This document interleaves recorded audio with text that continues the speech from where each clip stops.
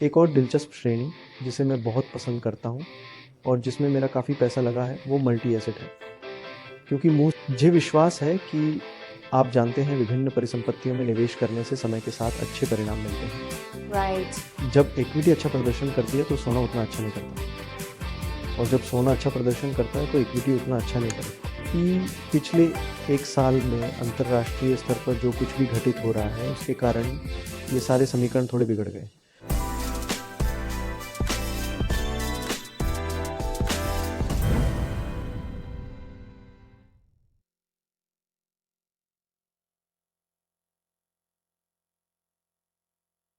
Market pillars uncovered में आप सभी का हार्दिक स्वागत है। आज हम ऐसे व्यक्ति से बात करने जा रहे हैं जिनका इक्विटी मार्केट में प्रेरणादायक करियर रहा है। हमारे साथ हैं श्री राघव अयंगर, जो 361 एसेट के सीईओ हैं। आज यहाँ आने के लिए आपका धन्यवाद श्री अयंगर। शुक्रिया आह्वान में। तो आज के इस एपिसोड में हम म्यूचुअल फंड्स के बारे में बहुत गहराई से जानकारी प्रदान करेंगे। इसके अलावा हम वैकल्पिक निवेश फंड्स, पोर्टफोलियो प्रबंधन सेवाओं पर भी विस्तार से चर्चा करेंगे। साथ ही हम ये भी समझेंगे कि निवेशक इन अवसरों का लाभ उठाकर अपनी संपत्ति को कैसे बढ़ा सकते हैं। हम सही प्रवेश बिंदु की पहचान कैसे करें, निकास रणनीतियां क्या होनी चाहिए और इनसे अधिकतम लाभ कैसे उठाया जा सकता है, इस पर भी ध्यान देंगे। परंतु इससे पहले कि मैं सीधे उस विषय पर आऊं, कृपया बताइए, एक युवा राघव अयंगर के रूप में आपकी यात्रा की शुरुआत कैसे हुई? नहीं सर, मैं म्यूचुअल फंड्स का शौकीन हूँ। मैं चार्टर्ड अकाउंटेंट हूँ। जब मैंने सीए की पढ़ाई शुरू की तब म्यूचुअल फंड्स या पूंजी बाजार की जानकारी नहीं थी। बॉम्बे में होने के कारण शेयरों से वास्ता था, लेकिन वे आज जितने जीवंत नहीं थे। ये लगभग 30-35 साल पहले की बात है। मैं भाग्यशाली था कि मुझे एक अच्छी कंपनी में नौकरी मिली जो अपने काम की शुरुआत कर रही थी। उस समय मुझे पूरा म्यूचुअल फंड उद्योग याद आता है। पहले ये 1 लाख करोड़ से कम था, आज हम 70 लाख करोड़ हैं। 25 सालों में उद्योग 70 गुना बढ़ा है। ये आगे और बढ़ेगा। आज भी अगर हम विकसित बाजारों से तुलना करें तो हमें लंबा सफ़र तय करना है। ये सफ़र आसान नहीं, पर संभावनाएं असीमित हैं। हमें आगे बढ़ते रहना होगा। हम एक युवा देश हैं। हमारे देश में युवा पीढ़ी की संख्या अधिक है। जैसे जैसे ये युवा निवेशक बढ़ेंगे और उद्योग में अपनी रुचि दिखाएंगे, वैसे वैसे उद्योग का विकास और भी तेजी से होगा। आप इसमें शामिल होंगे? मुझे लगता है ये आप जैसे लोगों के प्रयासों से हो रहा है, क्योंकि मुझे लगता है कि आज की दुनिया में इंटरनेट की बदौलत एक चीज़ जो हुई है वो ये कि अब सूचना का लोकतंत्रीकरण हो गया है। जी हाँ, आपको उस जानकारी को पाने के लिए बॉम्बे, नरीमन पॉइंट, अंट या दलाल स्ट्रीट में बैठने की ज़रूरत नहीं है। आप किसी उंगली पर बैठे हो सकते हैं, आप किसी रेलवे स्टेशन पर बैठे हो सकते हैं, बिल्कुल आप किसी दफ्तर में बैठे हो सकते हैं, जैसे दरभंगा में। आप लोगों के पास 2 कार्य क्षेत्र हैं, एक है धन और दूसरा है जो मुझे लगता है कि व्यवसाय का सबसे आकर्षक पहलू है, जैसा कि आपने कहा, और फिर है संपत्ति। कृपया हमें इसके बारे में थोड़ा और विस्तार से बताइए। एसेट और आप लोग क्या करते हैं? एसेट का मतलब है हमारे 2 व्यवसाय हैं। एक गैर सूचीबद्ध संपत्तियों पर, जो हमारी वैकल्पिक निवेश निधि फ्रेंचाइजी है। दूसरा सूचीबद्ध व्यवसाय है म्यूचुअल फंड पोर्टफोलियो प्रबंधन और वैकल्पिक सेवाओं से। ज़्यादातर व्यवसायियों के पास एक सीईओ होता है। मैं खुशकिस्मत हूँ कि मेरे पास 4 हैं। निश्चित रूप से अनूप हैं जो हमारे सूचीबद्ध बाजार को संभालते हैं।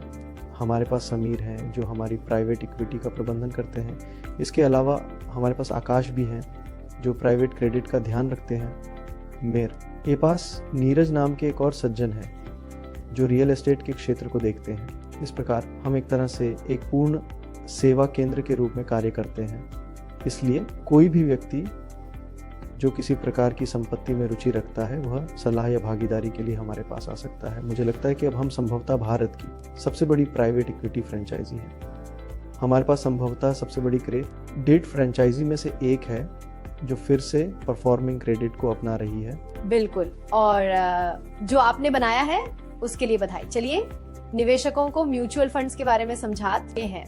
जानते हैं कि किस मानसिकता, जोखिम उठाने की क्षमता या किस निवेशक के लिए ये उपयुक्त होते हैं। तो एक बात जो अधिकतर लोग नहीं समझते वो ये है कि मेरे इस व्यवसाय में 25 साल बिताने के बाद भी आज भी लोग यही मानते हैं कि म्यूचुअल फंड इक्विटी के समान है। ऐसा नहीं है। मेरा मतलब है आपके पास म्यूचुअल फंड स्कीमें हैं जो 2 दिन के निवेश के लिए हैं।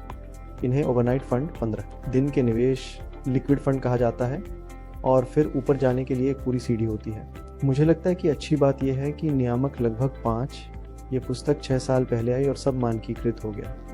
अब आपके पास अलग अलग श्रेणियाँ, आपके पास बड़ी कैप श्रेणी है। उदाहरण के लिए ये योजनाएं मुख्य रूप से बड़ी कंपनियों में निवेश करती हैं। शीर्ष 100 और आपके पास मिड कैप है जो 100 1 से 250 है। बिल्कुल, इससे आपको पता चलता है कि कहाँ जाना है। अगर आप नए निवेशक हैं, आपको क्या करना है पता नहीं, लेकिन अगर आप मुझसे पूछें तो मुझे लगता है कि इक्विटी के दृष्टिकोण सब किसी भी यात्रा की शुरुआत फ्लेक्सी कैप से होनी चाहिए। फ्लेक्सी कैप का मतलब है कि अगर आप पीछे जाकर शतरंज खेलें तो रानी किसी भी दिशा में जा सकती है। ठीक उसी तरह फ्लेक्सी कैप पा भी है। मुझे लगता है कि फंड मैनेजर किसी भी आकार की कंपनी को किसी भी अनुपात में खरीद सकता है। दूसरी दिलचस्प श्रेणी है जिसे मैं व्यक्तिगत रूप से बहुत पसंद करता हूँ और जिसमें मेरा खुद का बहुत सारा पैसा भी लगा हुआ है, उसे मल्टी एसेट कहा जाता है। हाँ, क्योंकि मैं इस बात में बहुत विश्वास रखता हूँ कि अलग अलग एसेट में निवेश करने से आपको समय के साथ बेहतरीन परिणाम मिलते हैं। हाँ, तो आमतौर पर होता यह है कि जब इक्विटी अच्छा प्रदर्शन करती है तो वो अच्छा प्रदर्शन नहीं करती, और जब सोना अच्छा प्रदर्शन करता है तो उस समय इक्विटी अच्छा प्रदर्शन नहीं करती। पिछले एक साल में जो कुछ अंतर्राष्ट्रीय तमाशा चल रहा है उसकी वजह से ये सारे समीकरण थोड़े बिगड़ टट रहे हैं। लेकिन अगर आप 15-20 साल की अवधि को देखें तो अगर आपके पास अभी है तो आप अलग अलग चीज़ों में पैसा लगाकर खुद ऐसा कर सकते हैं। उदाहरण के लिए मेरे पिताजी इसके एक बेहतरीन उदाहरण है। उनके पास अपना एक छोटा सा इक्विटी पोर्टफोलियो, अच्छा म्यूचुअल फंड पोर्टफोलियो और छोटा संपत्ति पोर्टफोलियो है। दूसरा तरीका ये है कि अगर आप मेरी तरह आलसी निवेशक हैं तो इसे अच्छे मल्टी एसेट फंड में लगाएं और म्यूचुअल फंड मैनेजर को निर्णय लेने दें। ये 2 बेहतरीन श्रेणियां हैं जो हर किसी के पास होनी चाहिए।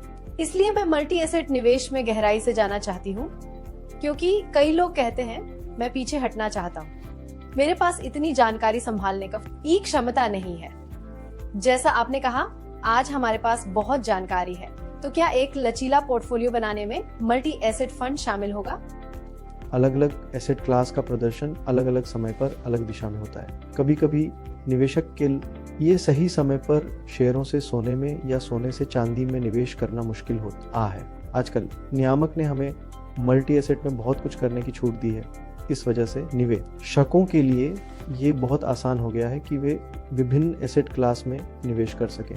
तो मैं इक्विटी, डेट, सोना चांदी, रियल एस्टेट निवेश फंड, निवेश ट्रस्ट और निश्चित रूप से ऑफशोर इक्विटी, इन सभी में निवेश कर सकता हूँ। तो वो एक तरह से ये एक प्रकार की वन स्टॉप शॉप है जो सब कुछ कर देती है। दूसरी बात, दिलचस्प बात यह है कि ये टैक्स के लिहाज से भी बहुत मददगार होती है, क्योंकि अगर आप खुद ऐसा करते हैं तो आपको अपने लाभ पर पूंजीगत लाभ कर देना होगा। लेकिन अगर म्यूचुअल फंड अपनी योजना के तहत ऐसा करता है तो उस पर कोई कर नहीं लगेगा। ठीक है, तो ये तो हुए फायदे, लेकिन मुझे लगता है कि मैं म्यूचुअल फंड्स के अंदर वितरण को और अधिक समझना चाहती हूँ, क्योंकि आपको आकार, क्षेत्र आदि पर ध्यान देना होगा। क्या आप हमें बता सकते हैं कि आपके अनुसार बुनियादी मानदंड क्या होंगे, या आप विभिन्न म्यूचुअल फंड्स में अपना पैसा कैसे आवंटित करते हैं? मुझे लगता है कि जब मैंने 25 साल की उम्र पार की तो मैंने एक बहुत ही दिलचस्प बात सीखी कि निवेश का कोई एकल फॉर्मूला नहीं होता है। हर निवेशक वास्तव में अनोखा होता है ना? बिल्कुल सही। और हाँ, हमारे पास पुरानी कहावतें भी होती हैं, जैसे कि अपनी उम्र को 100 में से घटाएं और उतना पैसा इक्विटी में लगाएं। मुझे ये लगता है कि फिर से हम अपने पिता के उदाहरण पर लौटते हैं। उनकी उम्र 80 से ऊपर है, लेकिन उनका इक्विटी पोर्टफोलियो बहुत ही अद्भुत है।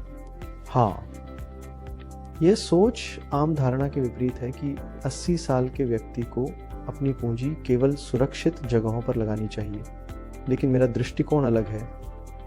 कुछ धनराशि ऐसी होती है जिसकी शायद कभी आवश्यकता न हो, वही जीवन भर की बचत होती है। इस समीकरण में 100 में से 30-70 बराबर होते हैं, पर मेरे बारे में सोचिए, मैं 30 साल का हूँ, मुझे घर और कार लोन चाहिए, या शायद मेरी शादी हुई है, अभी अभी परिवार शुरू किया है। मैं 70% पैसा इक्विटी में नहीं लगा सकता, खासकर जब भविष्य में जरूरत हो।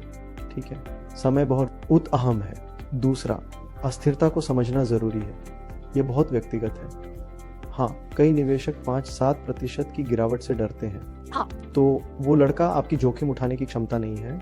नियामकों ने अब दिलचस्प काम किया है। अब योजनाएं हैं, वो बताती हैं कि कितना जोखिम भरा है। आप अच्छे परिणाम के लिए इनसे तालमेल बिठा सकते हैं। हाँ, शुरुआती चरणों में थोड़ा काम करें और पता लगाएं कि बहुत सी चीज़ें उपलब्ध हैं। अपनी जोखिम क्षमता का परीक्षण करें। ये बताता है कि आप किस प्रकार के निवेशक हैं। थोड़ा प्रयास करें, जानें कि पैसा कितने समय के लिए है और सफर का आनंद लें। मुझे यकीन है कि कई निवेशक भी ऐसा करेंगे। 361 क्वांट फंड ने 3 साल में लगभग 29% रिटर्न दिया। ओह हाँ, इसका दर्शन और निवेश शैली क्या है? क्या आप हमें इसके बारे में और बता सकते हैं? ये वास्तव में बहुत दिलचस्प है। ये भावनात्मक और स्वतंत्र है, इसलिए मैं इसे ऑटो फंड कहता हूँ। ठीक है, 361 में हमने जो किया वो ये है कि हमारे पास SDV नामक एक ढांचा है, यानी धर्मनिरपेक्ष चक्रीय रक्षात्मक मूल्य जाल। अगर आप एक चतुर्थांश देखें तो ये 4 चतुर्थांश है। अगर मैं आधार रखूं तो कोई भी कंपनी जो योग्य है पिछले 6 साल, ये 10 सालों में 15% कर पश्चात लाभ वृद्धि और 15% से ज्यादा इक्विटी रिटर्न हासिल कर पाई है। एक धर्मनिरपेक्ष के रूप में हम वहां रहना चाहेंगे, पर यह कीमत और अन्य जीवन की चीजों पर निर्भर करता है। अगर किसी कंपनी का रोए हिस्सा है तो इसे रक्षात्मक माना जाता है। कंपनी का पैट लाभ हिस्सा है और इसे चक्रीय माना जाता है। हम इन दोनों को बदलते रहते हैं, यह देखते हुए कि निवेश के अवसर और मूल्य जाल कहाँ हैं, और किसी से भी बचने की कोशिश नहीं करते। क्वांट जो करता है वो दिलचस्प है, क्योंकि ये पूरे BSE 200 को एक मोमेंटम स्कोर देता है। हम स्टॉक को उसकी गति के आधार पर देखते हैं। ठीक है, तो आपको एक निश्चित संख्या में स्टॉक मिलते हैं और फिर हम उसी फंड में केवल वही स्टॉक खरीदते हैं जो धर्मनिरपेक्ष और रक्षात्मक हो। तो एक है क्वांट 360। क्वांट तकनीकी रूप से स्मॉल कैप में नहीं जाता, क्योंकि हमारा निवेश जगत शीर्ष 200 शेयरों का है। ठीक है, BSE 200, और फिर उसके भीतर हम ये धर्मनिरपेक्ष और रक्षात्मक परत रखते हैं। तीसरा, हम प्रति स्टॉक एक सीमा रखते हैं जो लगभग 3% प्रति स्टॉक है। चौथा, हम इंडेक्स में सेक्टर के ±5% पर नहीं जाते। तो मान लीजिए कि वित्तीय सेवाएं काल्पनिक रूप से 15% है। पोर्टफोलियो में ये हमेशा 10 से 20% के बीच रहेगा। इन कारकों के संयोजन के साथ एक निष्क्रिय तत्व है, जो इसलिए है क्योंकि पोर्टफोलियो का निर्माण गति सूत्र का उपयोग करके किया जा रहा है। लेकिन एक सक्रिय तत्व भी है, जो यह सब धर्मनिरपेक्ष, रक्षात्मक और अन्य सभी चीजें हैं जो हम करते हैं, और यही परिणाम है जो आपने पढ़ा। ये एक शानदार सफर रहा। बिल्कुल, और इसके अलावा संतुलित हाइब्रिड मोर्चा भी मौजूद है। मैं बस टैक्स दक्षता और परिसंपत्ति आवंटन के संदर्भ में थोड़ा और समझना चाहती हूँ। यह वास्तव में कैसे काम करता है? ये एक सरल फंड है। याद है पार्ले का पुराना विज्ञापन, क्रैक जैक 50-50? हाँ, ये लगभग 50% डेट, 50% इक्विटी है। इक्विटी 40 और 50 के बीच प्राइस टू बुक के आधार पर चलती है। उदाहरण के लिए, अगर प्राइस टू बुक 3-4 गुना से ज़्यादा है तो आज कम इक्विटी होगी, क्योंकि बाजार महंगे हैं, और बाकी हिस्सा उच्च गुणवत्ता वाले ट्रेंड का है। और यही कराधान आज वास्तव में बहुत आसान हो गया है, क्योंकि 2023 में सरकार नए कर नियम लेकर आई थी।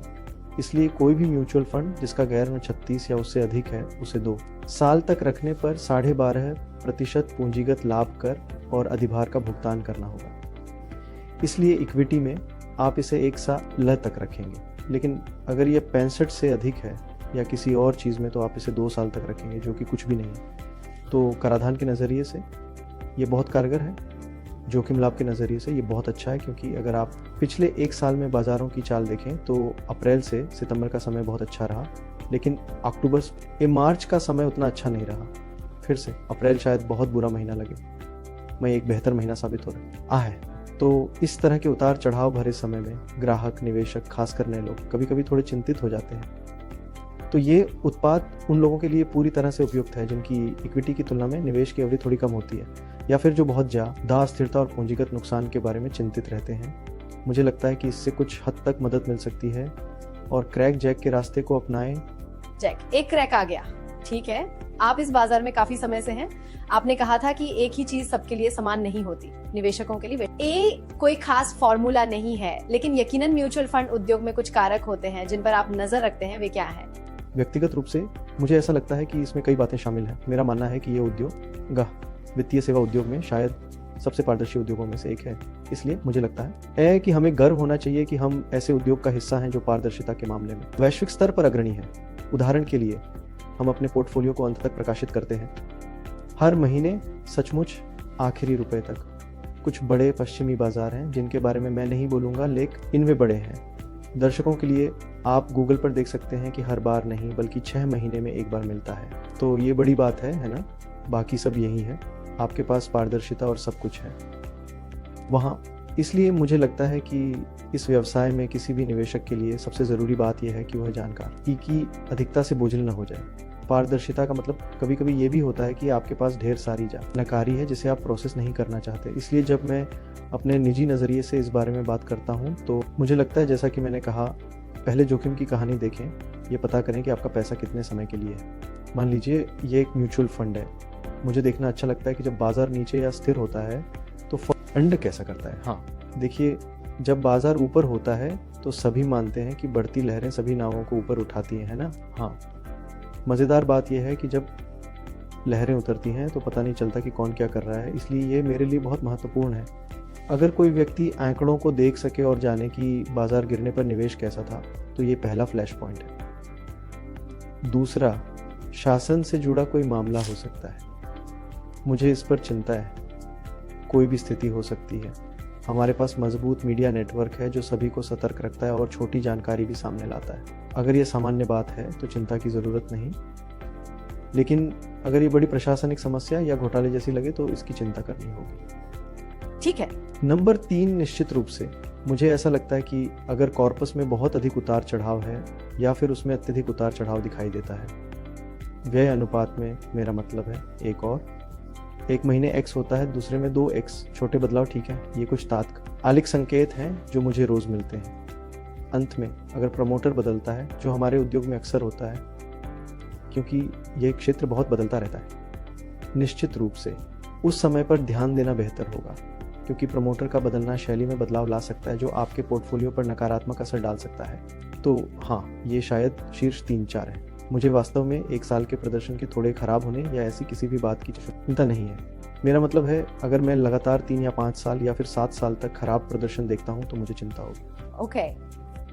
तो असल में मैं 3 साल की सीमा तक प्रदर्शन की परवाह भी नहीं करता। हाँ ठीक है, मुझे लगता है कि 3 साल के बाद मैं सोचना शुरू करूँगा। अगर ये फंड अच्छा प्रदर्शन नहीं कर रहा है तो मैं इसे थोड़ा और ध्यान से निगरानी सूची में डाल सकता हूँ, जिसे आप लोग निगरानी सूची कहते हैं। हाँ, और फिर अगर ये कमज़ोर प्रदर्शन जारी रहता है तो मुझे लगता है कि शायद कुछ कदम उठाने का समय आ गया है। और यही हमारे उद्योग की खूबसूरती है, क्योंकि आप जब चाहें पैसा निकाल सकते हैं। ये अच्छा है, पर कभी कभी आप भावनात्मक गलतियां कर देते हैं। देखिए, हाँ, मैं इस पर आना चाहती हूँ क्योंकि आप कह रहे हैं कि आप कभी भी पैसा निकाल सकते हैं, निकासी भी प्रवेश जितनी ही महत्वपूर्ण है ना। तो कोई सुनहरा नियम है जिसका आप पालन करते हैं? क्या आपके पास कोई रणनीति या प्रक्रिया है? सही समय और तरीके से निकासी सुनिश्चित करना बहुत महत्वपूर्ण है। क्या हमें नियमों का पालन करना चाहिए? सबसे पहले कराधान पर ध्यान दें। म्यूचुअल फंड्स में, इक्विटी ओरिएंटेड फंड में निवेश पर 1 साल तक short term capital gains tax ऐसा लगता है जो लॉन्ग टर्म टैक्स से अधिक है। 1 साल बाद कर दर कम होती है। कई निवेशक 6 महीने बाद ही पैसा निकालने का निर्णय लेते हैं और आपको एहसास होता है कि आपने बड़ी रकम इसलिए चुकाई क्योंकि आप 4-5 महीने नहीं रुके।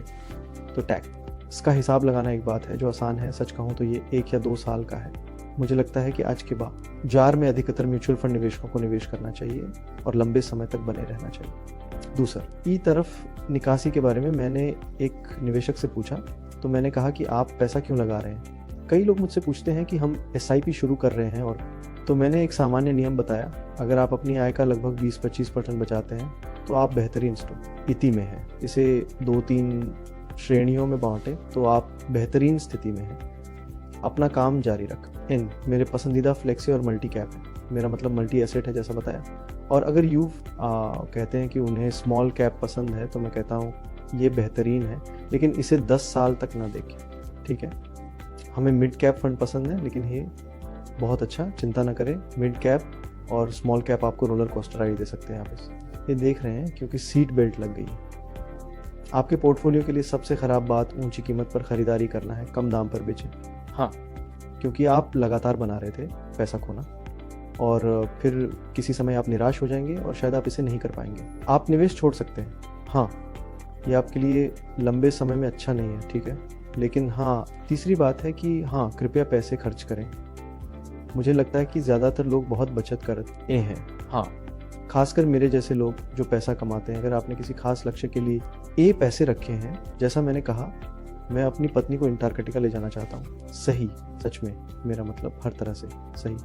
और ये महंगा सफ़र है क्योंकि आप हवाई जहाज़ से दक्षिण अमेरिका, अर्जेंटीना जाते हैं, फिर एक और हवाई जहाज़ से और सारा समय बिताते हैं। और हाँ, सामान वगैरह खरीदने में काफ़ी पैसा खर्च होगा, लेकिन हाँ, मैंने इसके लिए कुछ पैसे बचाए हैं और मैं उससे ले जाने को तैयार हूँ। लेकिन अब मुझे लगता है कि हमें अपनी डायरियाँ मिलानी होंगी ताकि योजना ठीक से बन सके। अक्सर हम सोचते हैं कि बहुत खर्च करेंगे, फिर रुक जाते हैं, चलो बचा लेते हैं। लेकिन बचत का असल मकसद है उसका आनंद लेना। शो में इस पर ज़रूर सोचना चाहिए। बचत ज़रूरी है पर खर्च भी उतना ही ज़रूरी। आखिरकार खाते का बैलेंस या रिटर्न ही सब कुछ नहीं होता। बिल्कुल, बचत करना खर्च करने जितना ही जरूरी है। मुझे खुशी है कि हम इस जानकारीपूर्ण लेख के साथ खत्म कर रहे हैं। लगता है आपने मेरे आखिरी सवाल का जवाब दे दिया। तो पत्नी के लिए ट्रिप प्लान करने के अलावा और क्या करते हैं? नहीं, मैं बहुत पढ़ता हूँ। यात्रा करते हुए पढ़ना समय बिताने का अच्छा तरीका है। हाँ, और मैं सामान्य चीज़ें करता हूँ, जैसे फिल्में देखना, छुट्टियाँ मनाना। मैं थोड़ा खेलता हूँ, पर मुझे टहलना पसंद है। टहलना गतिमान ध्यान है। हाँ, सही कहा। तो ये खुद को फिट रखने और अपने दिमाग को थोड़ा आराम देने का एक बढ़िया तरीका है। मुंबई में रहना मजेदार है। बिल्कुल सही। ये वो शहर है जहाँ सब कुछ है और आप वित्त के केंद्र में हैं। हमारे साथ जुड़ने के लिए धन्यवाद। आपसे बात करके अच्छा लगा। मुझे लगता है कि आपने म्यूचुअल फंड उद्योग की गतिविधियों, जोखिम, खर्च, बचत, फंड के प्रकार, लाल झंडों और 361 एसेट में आपके अद्भुत कार्यों के बारे में हमारी आंखें खोल दी हैं। शुभकामनाएं। धन्यवाद। मुझे खुशी है कि ये हो रहा है। हाँ, आप जैसे वरिष्ठ इसे एंकर कर रहे हैं। शो के लिए शुभकामनाएं। बहुत शुक्रिया। हम इस शो के इस संस्करण को यहीं समाप्त करते हैं। उम्मीद है कि आपको मजा आया होगा। अपनी मुख्य बातें या अगले एपिसोड में क्या सीखना चाहेंगे, कमेंट में बताएं। उम्मीद है कि यह उपयोगी लगा और आप बचत व खर्च शुरू करेंगे। देखने के लिए धन्यवाद। मनी टीवी को सब्सक्राइब करना न भूलें।